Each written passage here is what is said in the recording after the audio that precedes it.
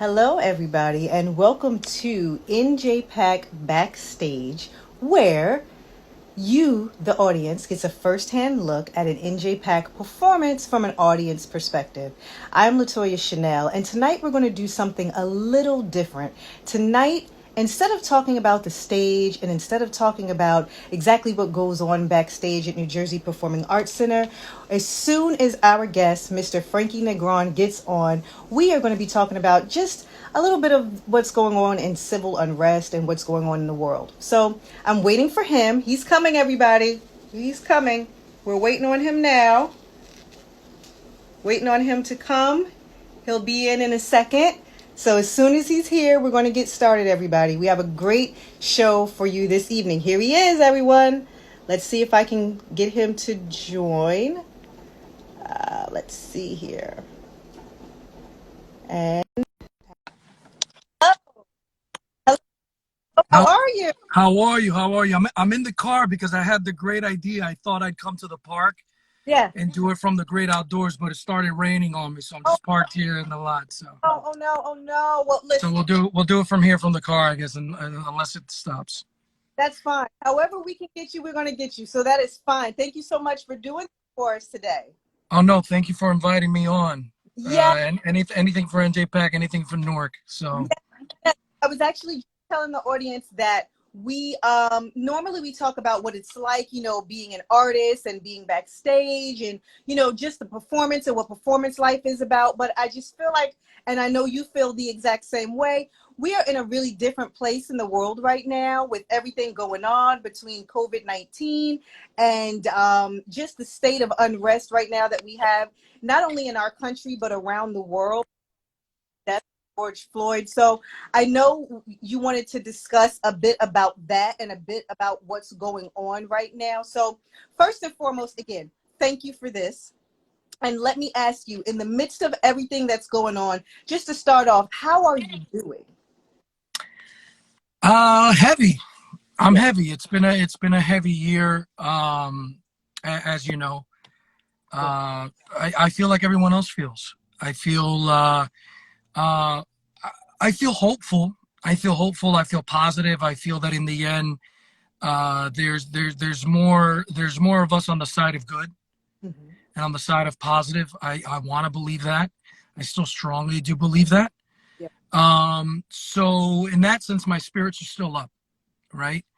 And then I see situations where, for instance, Newark, just with the solidarity of my hometown of Camden, which is supposed to be quote unquote two of the toughest cities within the state of my home state of New Jersey, just being just showing what it is to come together and protest in the right way is one of those situations where I see and I see the hope.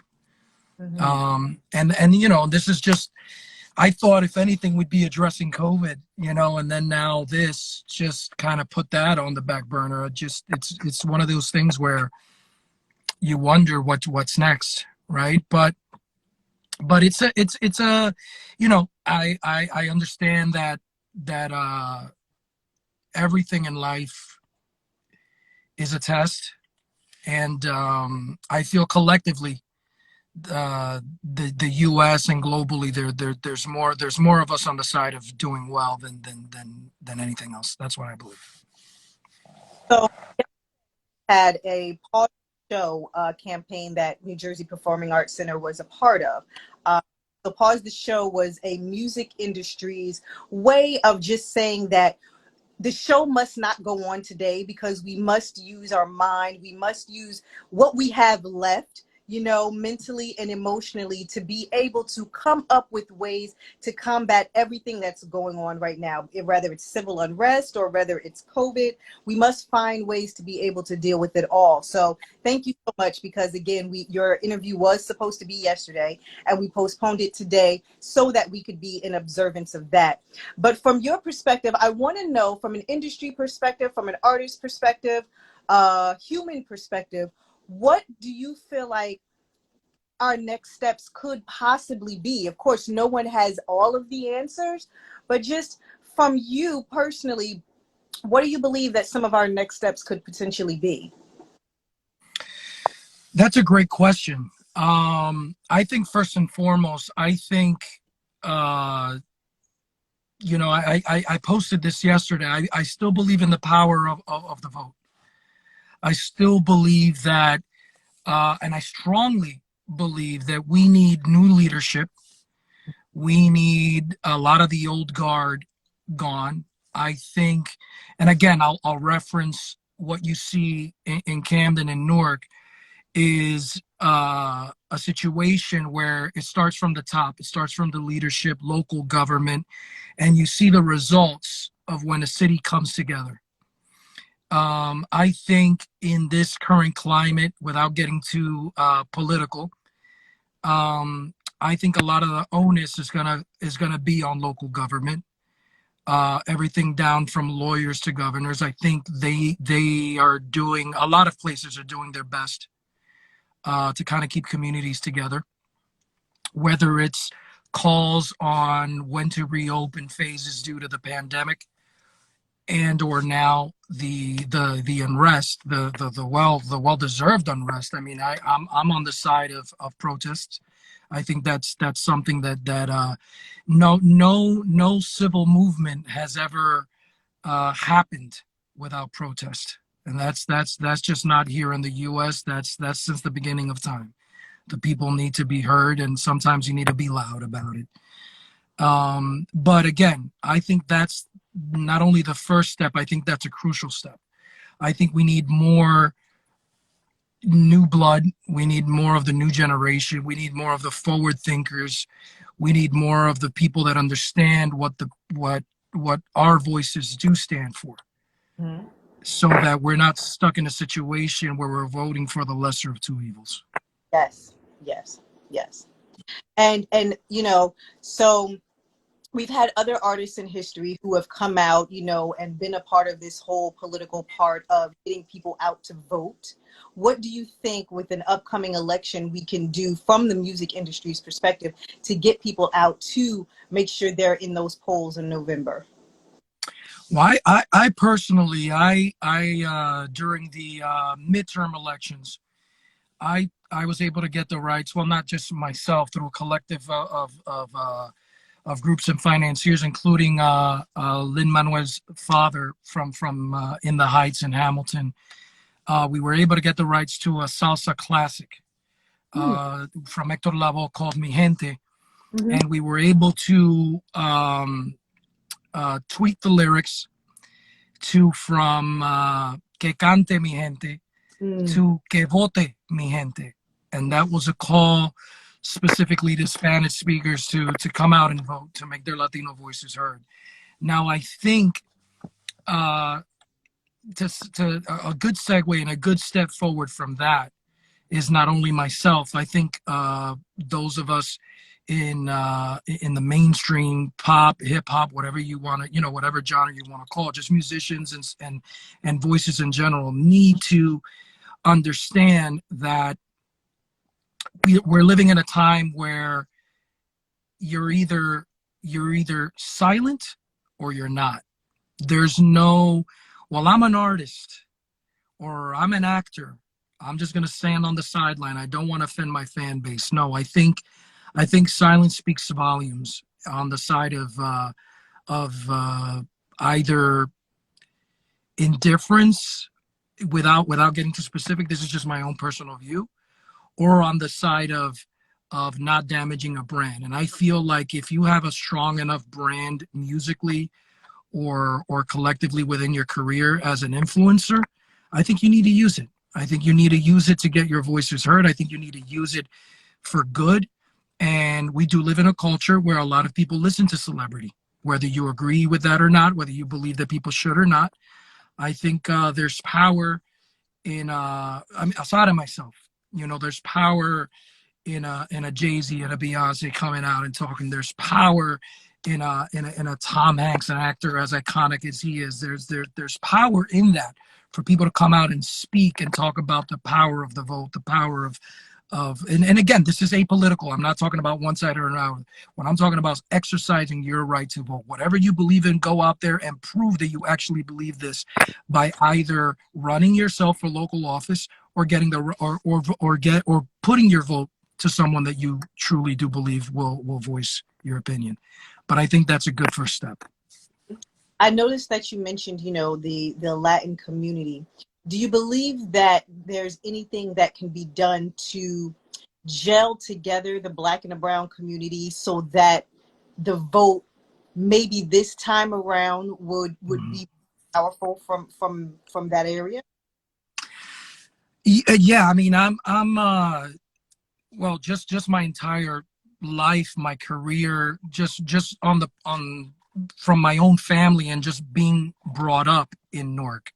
I'm not only Latino, but I understand that being Latino is to be a person of color, is to be Black as well. I'm very much with that culture. My first influences, God, I mean, was everything from like, Stevie and Shy and Boys to Men and everything else, like, and just growing up in Newark. I have an affinity and an appreciation for what it is to be Black and American and African American. So in the Northeast particularly, I think there's less of a divide. There might be some, but I think there's less of a divide. I've seen more of a separation of the Latino and Black communities, just from my travels, whether that's in Texas and the West Coast. I don't know why that is, because I just don't know what that experience is. But I know when it comes to New York and Jersey, there's less of that, and I'm very happy for that, to have experienced that and have that be my reality.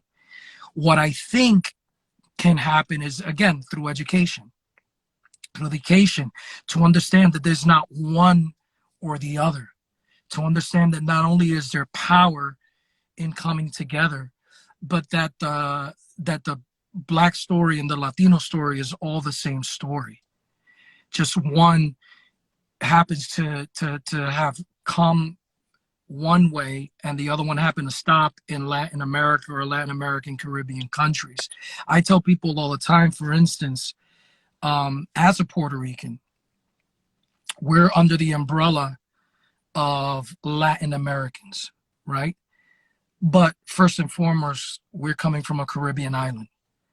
So culturally and ethnically, I have more in common with my people from St. Croix, with my Jamaicans, et cetera, than I do, say, from my brothers from Mexico. And it starts with that as well, to understand that the only thing separating us initially is a language, especially when you're coming from those islands. And then again, the experience of growing up in an inner city, the experience of being discriminated regardless of race. When you're a person of color and you're experiencing racism, they don't see a difference between Black, brown, Asian, whatever it is. They just see other. And when we understand that, is when we'll have way more power than we do right now.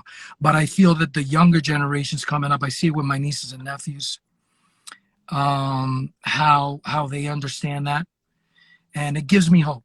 It gives me hope for the future. I feel like again, I'm cut as the eternal optimist. So I want to believe that there's a future where this will continue to be less and less. The fact that we can have these conversations, right? Even in the time of MLK and Malcolm X, like this was something that was like, he had to have like, hordes of people around him to have this conversation. The fact that, protecting him, the fact that we can have these conversations now is a step in the right direction. We still have a long, long way to go. But I feel the more generations come in, because of the access to information too. It's one thing for your parents to tell you one thing, but it's another thing for you to Google it and just experience it yourself and understand that in diversity is where there's the beauty. Mm-hmm. I completely agree with you with that. I want to know, musically speaking, do you feel like you said, we're all checked as other, Black, brown, no matter what it is. Do you feel like there's, and again, I know music and songwriting is telling stories, whether it's your story or just a story you want to tell or something you want to explore. Do you feel like, musically speaking, is there a way that we can express ourselves even more from the arts to be able to tell the story or the plight of Black or brown Americans so that maybe we'll understand?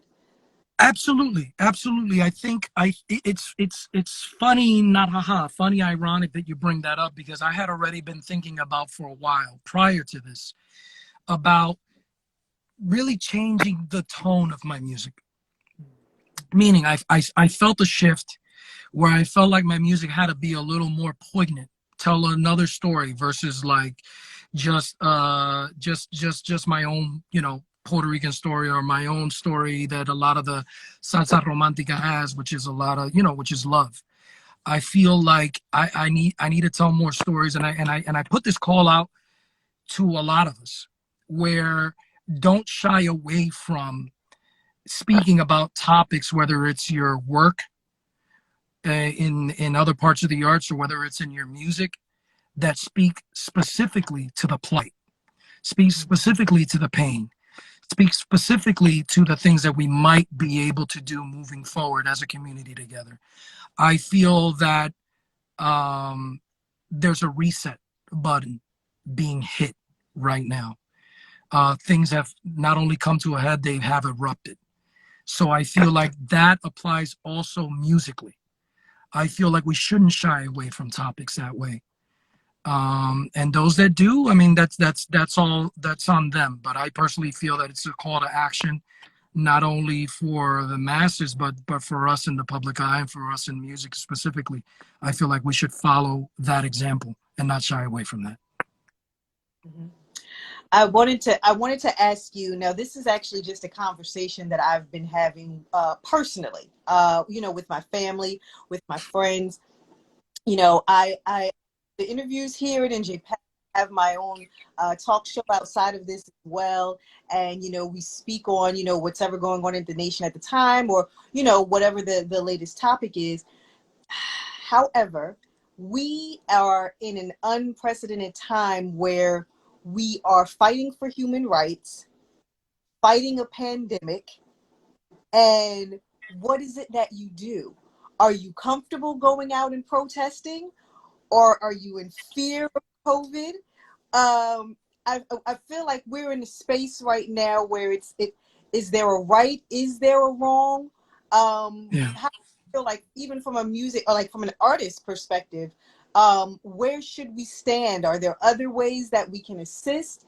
How do you feel about that? I know there's That's a great that yeah. Well, I was gonna say I was gonna say it's different for everyone, right? I don't think, like you said, I think you worded the question perfectly, right? Is there a right way or a wrong way? Is there a right or a wrong? I think the wrong way, I think, is very clear. I think the right way gets a little more convoluted as to what's the right way, right? Because everyone has different ways of doing it. I think there's obviously those that are gonna go and protest and be there, and I first of all, I'm not opposed to do that. I would be open to that. Um, but I also have a situation at home where I have an elderly mother that's staying with me, who I have to watch for. And you so perfectly and eloquently put it, we're also living in the age of Corona and the pandemic. So for that reason, I move around, but I try to stay away from huge crowds for that reason. She had heart surgery. So for myself, I figure I use my platform online, and to do these kind of interviews. Um, but you know, we're living history. We're living history in this moment. And again, and I'll reaffirm my thought, which is, to be silent is to be complicit. I think that those of us that have a voice to share, we should share it. We should. I don't think being quote unquote afraid to speak up is the right approach. Because then you start wondering, why is this person silent about it? You know, what if this is someone that I thought was a progressive thinker, someone that was all about inclusion and all about the right thing, and the reason they're quiet is because they feel a different way. So I'm starting to look at that as well, even in the people around me in my own industry. That's huge. I think that's major. I think a lot of minorities, black and brown, whatever your nationality may be. I think a lot of people are experiencing that right now. Um, just on a briefly on a lighter note, how do you think the music industry is going to come back after all of this? So concerts and everything have been canceled for a time. We've been using music online with DJs. Yeah. Try to just have just something outside of what's going on in the everyday world. How do you think the music industry is going to come back after all of this when the world opens up? What do you think that'll be like? Your guess is as good as mine. I have my ideas, I have my theories, but at the end of the day, no one really knows, because we're in an industry where everything is based on the consumer, is based on the fan, is based on um, disposable income, right? So there's a lot of factors that go in that are out of the control of the artist. What we can control is our voice. What we can control is the product that we put out. And I think at this point in time, for me personally, I think it's not a time to be commercial, and it's a time to use the platform that we have, again, to go back to that, to speak to the current situation and then just see where it goes. It's no lie that not only for myself but for a lot of artists, this is our daily bread, right? This is what we live off of. So it's a bit of a scary time to be an independent contractor, because that's what we are as musicians, unless you're one of the few that is still signed to a major label. Times have been different. So with that said, it's a little scary, right? But what I can control is just the God-given talent that I do have, right? So I feel, and I'm not going to speak specifically for myself, is that I'm just going to continue to create. I'm going to continue to engage and trust, that this will pass, and trust that that there is a God that is looking over us and is putting us all through a major test in 2020, and we will all come out. We'll come out of this. We'll come out of this. We'll have some casualties along the way, but as a whole, I think we'll come out of this a lot smarter and stronger. That's what I believe. Mm-hmm. All right, one last hard question before we just go into, your last performance at NJPAC before we end. Unfortunately, we're coming to the end of our interview, but No one worries. one last hard question. Peaceful protests versus looting and rioting. What do you want all of your fans to know about the two that are watching and listening right now? There's a difference. There's a major difference. They're not one and the same. Protesting, standing your ground, and shedding blood for something you believe in when you're standing your ground is honorable, is what protests are about. Getting tear gas, etc. Looting, breaking businesses in your neighborhood. This is what I personally feel, especially a lot of them being small businesses, which you don't know who's behind it. You don't know if there's 3, 4 owners, and maybe 2 of those are people of color from your own neighborhood that are looking to move out. I know a lot of, I applaud my city of Newark. I applaud New Jersey in general. Jersey City, Camden have come together to stop a lot of that. And again, I'll go back to the leadership starting at the top. I'm very clear of who I am, meaning not only am I Puerto Rican, I'm what they would call in New Orleans passe blanc. I'm very light skin. I could pass for Italian with a name like Frankie. Mm-hmm. So I am very aware that there are certain things that I don't understand to what it is to be black in this country. So although my personal feeling is that, I will also say I personally feel and understand and appreciate what it must feel like to be treated as less than human. What that would feel like to the point of a frustration that boils over into violence. So I say that to say, if I were to put myself in those shoes, I don't know if I wouldn't do the same. That's what I have to say about that. Very well. Thank you so much for that. Okay, heavy is done. Light note. You No, attended. no, no. Thank you. Thank you for that. I wanted to share that. I wanted to share that in the right platform, and I think that this was it. So I thank you for that. I Thank never shy away from hard questions. Thank you. Yes, thank you so much for doing that. I just want to end on a lighter note, a happier note. You know, when the world was open, you attended New Jersey Performing Arts Center, Sounds of the City. You were out there that fateful summer night. Everyone was out listening to you. We had Yeah. you on our balcony. You know, it seems like so long ago that, you know, we were able to do these things. You know, what are some of your fondest memories of being there at New Jersey Performing Arts Center? Home, home, home. Newark will forever be home.